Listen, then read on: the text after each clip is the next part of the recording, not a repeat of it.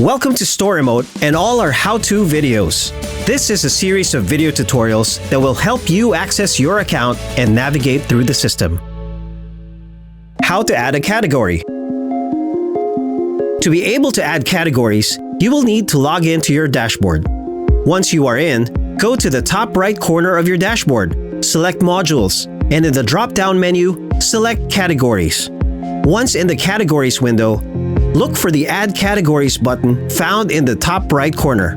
This will lead you to the Add New Categories window to fill in the necessary information. Everything in red must be filled.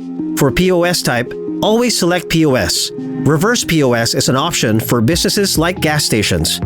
Once you click Submit and all information needed has been provided, you will then get a prompt saying that you have successfully added a category.